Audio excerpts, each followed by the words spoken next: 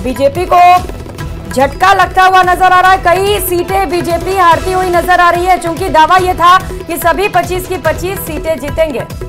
वसुंधरा राजे के बेटे दुष्यंत सिंह बड़े मार्जिन से चुनाव जीते हैं। झालावाड़ 12 से आश्वस्त भी थे और लगातार हर कोई ये कयास ही लगा रहा था कि दुष्यंत सिंह यहां से चुनाव जीतेंगे और ठीक वैसा ही हुआ है जैसा आकलन था। झालावाड़ 12 से दुष्यंत सिंह की जीत हुई है। इस वक्त की सबसे बड़ी खबर है, 2 पूर्व मुख्यमंत्रियों के बेटे राजस्थान में चुनावी मैदान में थे, जिसमें से एक पूर्व मुख्यमंत्री के बेटे फिर से हार गए हैं। एक पूर्व मुख्यमंत्री के बेटे ने फिर से चुनाव जीत लिया है। ये दिलचस्प है इन दोनों बड़ी खबरों के बीच में।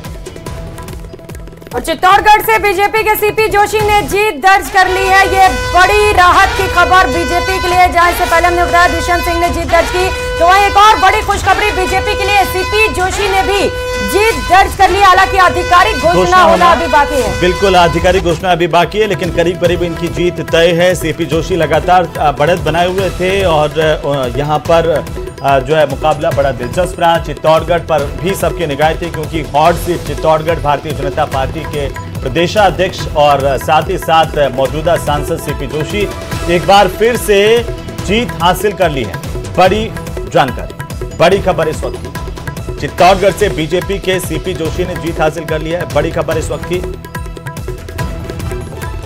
बड़ी जानकारी हम आपको बता दें, सीपी जोशी जीत गए हैं। बड़ी खबर इस वक्त की, चित्तौड़गढ़ से बीजेपी के सीपी जोशी जीते हैं। बड़ी और अहम जानकारी इस वक्त की आ रही है। लगातार रुझान अब जिस तरीके से आ रहे हैं, अब वो रुझान अब नतीजों में परिवर्तित हो रहे हैं और इस वक्त की ये सबसे बड़ी खबर है। सीपी जोशी मार्जिन उनका काफी है और अब करीब करीब तय माना जा रहा है कि उनकी जीत है। आधिकारिक ऐलान होना बस बाकी रह गया है। सीपी जोशी की जीत हुई। हालांकि सीपी जोशी के नेतृत्व में राजस्थान में बीजेपी कई डेंट झेल रही है। अगर यूं कहें कि काफी नुकसान उठाना पड़ा है और कांग्रेस 2 बार से कोई भी सीट नहीं जीत रही थी, लेकिन कांग्रेस ने यहां पर अपना खाता खोल लिया है, जैसा कि कांग्रेस को उम्मीद थी। और इस वक्त की ये सबसे बड़ी खबर है, चित्तौड़गढ़ से सीपी जोशी एक बार फिर से चुनाव जीत चुके हैं। आधिकारिक ऐलान होना उनकी जीत का बाकी है। और अब देखिए डॉक्टर किरोड़ीलाल मीणा का ट्वीट, रघुकुल रीति सदा चली आई, प्राण जाए पर वचन न जाए, और वचन ये कि प्याऊ पर पानी पिलाएंगे और कैबिनेट मंत्री का पद छोड़ देंगे। ये एक संकेत है। डॉक्टर किरोड़ीलाल मीणा एक जन नेता के तौर पर इनकी पहचान है और खासतौर पर उस बेल्ट में बहुत प्रभावी लीडर माने जाते हैं, लेकिन एक ट्वीट करके फिर से इन्होंने अपनी बात को दोहरा दिया। और ये बड़ी बात है हेमंत, क्योंकि नतीजों से पहले ही किरोड़ीलाल मीणा ने कह दिया था कि 7 सीटों की जिम्मेदारी उन्हें दी गई और अगर 25 की 25 सीटें बीजेपी लेकर नहीं आती है तो अपने पद से इस्तीफा दे देंगे। और दोबारा से इस बात की उन्होंने पुष्टि कर दी है, क्योंकि अब ये तो तय हो गया है कि बीजेपी सभी 25 सीटें लेकर नहीं आ रही है। और ऐसे में डॉक्टर किरोड़ीलाल मीणा का ये ट्वीट कई मायनों में बड़ा ही महत्वपूर्ण है। बिल्कुल प्रियंका, और वे जिस तरह की राजनीति करते हैं और जैसे नेता माने जाते हैं, उन्होंने एक बार फिर से अपने आप को ये साबित कर दिया इस ट्वीट के माध्यम से। ये ट्वीट बहुत कुछ कहता है कि प्राण जाए पर वचन न जाई, रघुकुल रीति सदा चली आई। और डॉक्टर किरोड़ीलाल मीणा का ये ट्वीट, जैसा उन्होंने कहा था, दौसा में जैसे कि हार पार्टी को झेलनी पड़ी, 7 सीटों का उन्होंने जिक्र किया था और 7 में से दौसा जैसे ही हारी। और उधर अगर पूर्वी राजस्थान की बाकी सीटों पर बात करें तो भरतपुर जो है, भरतपुर लोकसभा सीट जो है वो पार्टी को गंवानी पड़ी। साथ ही साथ करौली धौलपुर सीट पार्टी को गंवानी पड़ी। और आखिरकार अब किरोड़ीलाल मीणा ने यह साफ कर दिया कि वे अब मंत्री पद पर नहीं रहेंगे। उन्होंने ट्वीट करके बाकायदा सबको कहा है कि रघुकुल रीति सदा चली आई, प्राण जाए पर वचन न जाए। और ऐसे ही नेता माने जाते हैं और जो ठान लेते हैं वही करने के उनकी एक राजनीतिक विशेषता रही है, उनकी पहचान रही है। वो पहचान यहाँ पर दिखाई दे रही है। लक्ष्मीकांत भारद्वाज जी, आप मुझे सुन रहे हैं? लक्ष्मीकांत भारद्वाज जी, तो लगता है लक्ष्मीकांत जी तक आवाज नहीं जा रही है, लेकिन और इसी बीच ये बड़ी खबर है, बीजेपी के भागीरथ चौधरी ने जीत हासिल कर दी है। हालांकि विधायक के चुनाव में, विधानसभा के चुनाव में पार्टी ने उनको उतारा था, लेकिन मतदाताओं ने उनमें भरोसा नहीं जताया, उन्हें हार का सामना करना पड़ा। पार्टी ने फिर से मौका दिया। बतौर सांसद रहते हुए लोकसभा के चुनाव में भी और लोकसभा में भागीरथ चौधरी की जीत हासिल हुई है। अजमेर से ये सबसे बड़ी जानकारी निकल करके सामने आ रही है। यह सबसे बड़ी खबर है। भागीरथ चौधरी जीत चुके हैं। ये बड़ी खबर है इस वक्त की, बड़ी जानकारी है। भागीरथ चौधरी जीत चुके हैं अजमेर से।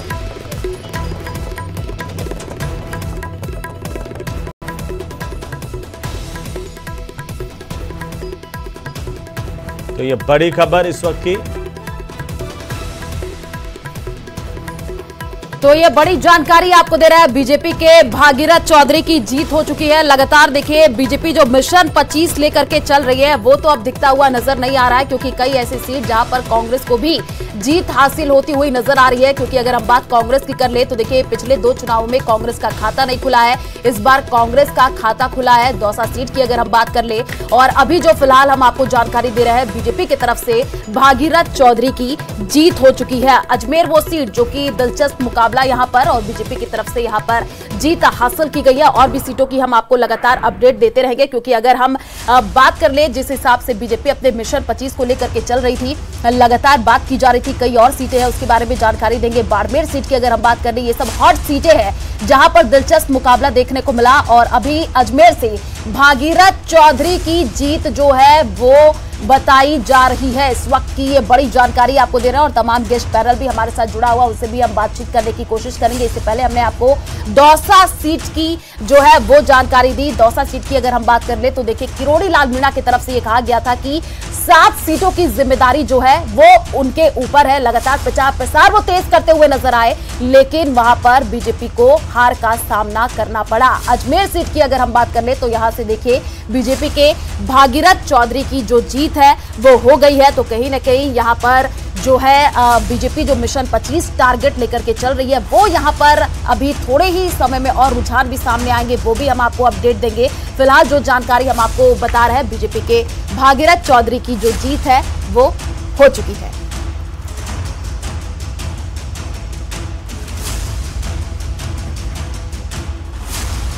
तो लगातार ये आपके सामने, और जो आज के मुकाबले की वीआईपी सीटें, आज के मुकाबले के जो वो वीआईपी चेहरे जिनके नतीजों का इंतजार, वैसे तो एक एक सीट का इंतजार, यानी 542 की 542 सीटों का इंतजार, लेकिन इसके अलावा ये कुछ और सीटें जो कि रिजल्ट बता रही हैं, रुझान बता रही हैं, और ये नतीजे में भी अब धीरे धीरे तब्दील होते जा रहे हैं। अजमेर में बीजेपी के भागीरथ चौधरी जीत चुके हैं। अजमेर से ये एक बड़ा रिजल्ट निकल कर सामने आया है। आज भागीरथ चौधरी जीत गए हैं। एक बार फिर से उन्हें सांसद बनने का मौका दिया है अजमेर की जनता ने। आपको बता दें कि इससे पहले विधानसभा चुनाव भले ही हार गए थे, लेकिन एक बार फिर से पार्टी ने उन पर भरोसा जताया और कहा यह जा रहा था कि इनको टिकट मिलेगा नहीं मिलेगा। बीजेपी प्रत्याशी लुम्बाराम चौधरी ने एक अच्छी जीत बीजेपी के लिहाज से, अपने लिहाज से हासिल की है, और वैभव गहलोत को उन्होंने मात देने में कामयाबी पाई है। कांग्रेस के वैभव गहलोत को उन्होंने हरा दिया है। पूरी तरह से वैभव गहलोत जुटे हुए थे जालोर सिरोही सीट पर। उनकी पत्नी लगातार प्रचार कर रही थी, और साथ ही साथ पूर्व मुख्यमंत्री अशोक गहलोत भी रह रहकर लगातार वहां पर चुनाव प्रचार के लिए जा रहे थे, लेकिन वहां जनता ने उन पर भरोसा नहीं जताया। अन्नपूर्णा सिंह, आपको बता दें ये बीजेपी की प्रत्याशी झारखंड से हैं, उनको भी आपने देखा कि उनका क्या स्टेटस है।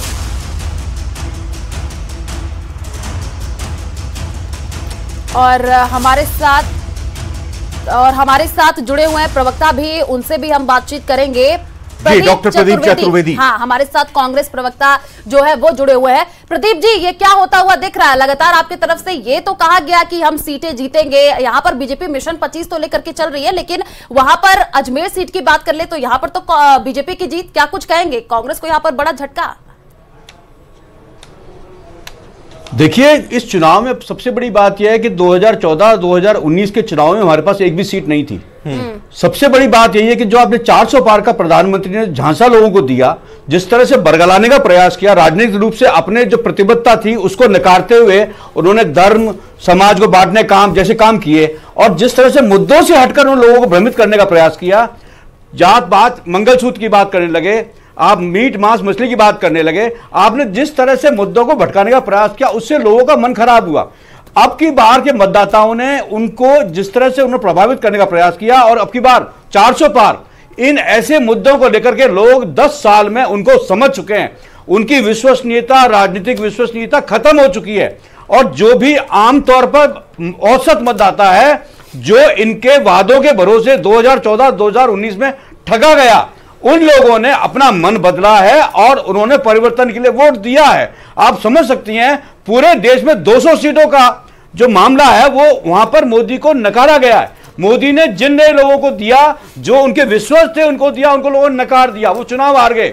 लेकिन जो लोग सक्रिय थे, समाज में उठते बैठते थे, मतदाताओं संपर्क में थे, वो चुनाव जीते हैं। लेकिन वो संख्या 400 नहीं बनाती है, इसलिए बहुमत के लाले पड़ गए हैं। अब सवाल यह कि अगर आप जीत का श्रेय 10 साल तक एंजॉय करते रहे, तो अब आप हार का तो बिल्कुल जाहिर तौर पर यहां पर डॉक्टर प्रदीप चतुर्वेदी अपने तरीके से अपनी बातों को रखते हुए, लेकिन ये हाईटेक टेक्नोलॉजी के जरिए जो रिजल्ट लगातार अपडेट हो रहा है उसकी जानकारी यहां पर देते हुए, दौसा की सीट कांग्रेस ने जीत ली है। मुरारी लाल मीणा ने यहां पर जीत दर्ज की है और कन्हैया लाल मीणा दौसा से बीजेपी के चुनाव हार गए। बिल्कुल, दौसा सीट की अगर हम बात कर ले तो देखिए हॉट सीट बनी हुई थी। लगातार किरोड़ी लाल मीणा की तरफ से ये कहा गया था कि इस सीट का जो दारोमदार है वो उनके ऊपर है। लगातार वो प्रचार प्रसार करते हुए नजर आए थे। यहाँ पर कांग्रेस का खाता खुला है, मुरारी लाल मीणा यहाँ से जीते हैं, कन्हैया लाल मीणा जो है वो यहाँ से हार गए हैं। और इसके बाद से देखिए ट्वीट भी सामने आया किरोड़ी लाल मीणा का, रघुकुल रीत सदा चली आई, प्राण जाए पर वचन न जाए, जिस हिसाब से उनकी तरफ से कहा गया।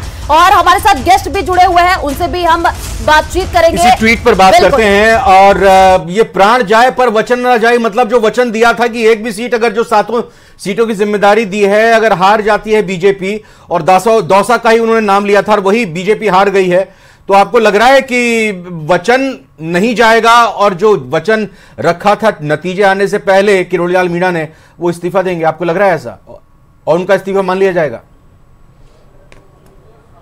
देखिए, किरोड़ी लाल मीणा अपनी राजनीति अपनी स्टाइल से करते हैं। जब से मंत्रिमंडल बना है, वो उप मुख्यमंत्री पद के उम्मीदवार थे। उन्होंने जिस तरह से बात की और जिस तरह नेतृत्व ने उनको पार्टी में शामिल किया था, तब उनको विश्वास दिया गया था कि उन्हें वरिष्ठता की स्थिति को देखते हुए उनका आकलन किया जाएगा। लेकिन जिस तरह से मंत्रिमंडल में उनको विभाग दिए गए जो कटे छटे हैं, संपूर्ण रूप से एक भी विभाग उनके पास नहीं है, दाढ़ी मूछ किसी को है और बाल किसी के पास है, इस तरह की व्यवस्था करके उनको राजनीतिक रूप से उनका उपहास किया गया है। इसलिए उनका मन तो पार्टी में काम करने का पहले से ही नहीं था। और आप देखिए, इन चुनावों में जो प्रधानमंत्री दौसा आए थे, तो किसी और ने नहीं कहा कि 7 जिलों की जिम्मेदारी उनको दी, उनकी खुद की घोषणा है कि मुझे प्रधानमंत्री ने 7 कॉन्स्टिट्यूंसी जिम्मेदारी सौंपी है कि मैं उन्हें जिताऊं। ठीक है, बिल्कुल आपसे जवाब लेंगे। हमारे साथ संजीव तरनाथ जो कि राजनीतिक विश्लेषक हैं, बिल्कुल आपके पास लौटेंगे। एक बार संजीव जी से भी हम एक कमेंट लेना चाहेंगे। संजीव जी, अगर हम बात, इसलिए उनको चर्चा में बने रहने का शौक है, इसलिए ठीक है, आपके पास लौटेंगे, जवाब आपसे ले लेंगे। संजीव जी हमारे पास जुड़े हुए हैं, जरा उनसे हम बातचीत कर लेंगे। आवाज पहुंच रही है? संजीव जी, आवाज आ रही है आपको?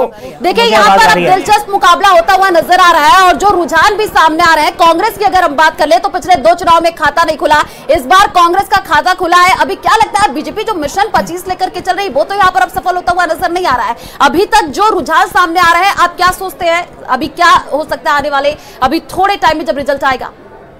देखिए, जब पहले चरण और दूसरे चरण में जब राजस्थान के अंदर चुनाव थे 25 लोकसभा सीटों को लेकर के, तो उस समय भारतीय जनता पार्टी जो थी वो ओवर कॉन्फिडेंस में थी, क्योंकि उनको लग रहा था, क्योंकि जितने बड़े बड़े नेताओं ने जब 400 पार का नारा दिया और उनको लग रहा था कि वो 400 पार इजीली कर जाएंगे, तो Bharatiya Janata party over confidence का शिकार रही।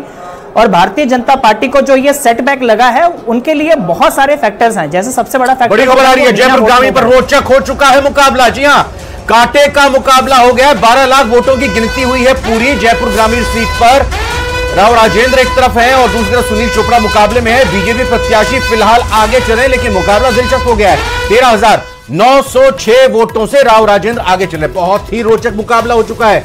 ये देखिए, 12 लाख वोटों की गिनती पूरी हुई है और 12 लाख वोटों की गिनती में महज फासला सिर्फ और सिर्फ 13,000 वोटों का। 40,000 वोटों की काउंटिंग अभी बाकी है। कहीं भी ये ऊंट जयपुर ग्रामीण लोकसभा सीट का किसी भी करवट बैठ सकता है।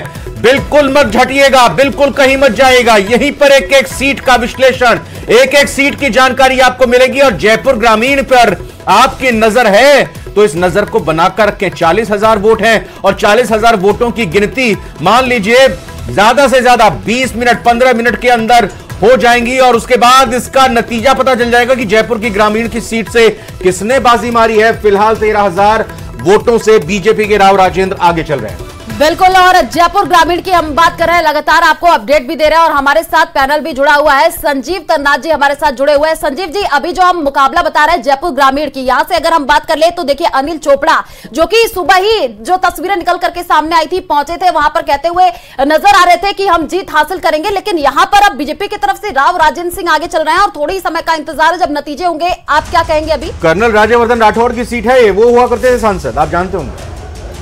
देखिए, राजस्थान के अंदर हर सीट के ऊपर कांग्रेस जो है वो भारतीय जनता पार्टी को फाइट देती हुई नजर आ रही है, क्योंकि बहुत सारे ऐसे मुद्दे थे, समाज के ऐसे तबके थे जिनको भारतीय जनता पार्टी को मनाना चाहिए था, चाहे वो जाट वोट हो, मीना वोट हो, क्योंकि जिस तरीके से देखिए किराड़ी लाल मीना जी जो है वो राजस्थान के सबसे सीनियर कैबिनेट मंत्री हैं, 6 बार से विधायक हैं और इस बार भी वो सवाई माधोपुर से विधायक बने। तो जिस तरीके से उनको पोर्टफोलियो नहीं मिला, तो उस तरीके से उनकी नाराजगी भी एक बहुत बड़ा फैक्टर है कि जो बीजेपी को जो सेटबैक लगा है वो और भी सीटों पे लगने की संभावना है, क्योंकि जिस तरीके से आप देखेंगे 2014 के अंदर और 2019 के अंदर बीजेपी क्लीन स्वीप करने में कामयाब रही थी, वो 2024 के लोकसभा चुनाव के अंदर किसी भी तरीके से होते हुए नहीं दिख रहा और यहाँ पे neck to neck fight BJP और कांग्रेस के बीच में दिख रही है। और दौसा में अपने भाई का टिकट वो चाह रहे थे। दूसरी तरफ अगर बात करें जसकौर मीणा पूर्व सांसद की, वो अपनी बेटी का टिकट चाह रहे थे, तो ये कहीं ना कहीं एक किराड़ी लाल मीणा जी की नाराजगी तो है ही और उस वसुंधरा राजे जी की भी नाराजगी भी है, क्योंकि जिस तरीके से लोकसभा चुनाव हुए और वसुंधरा राजे जी को लग रहा था कि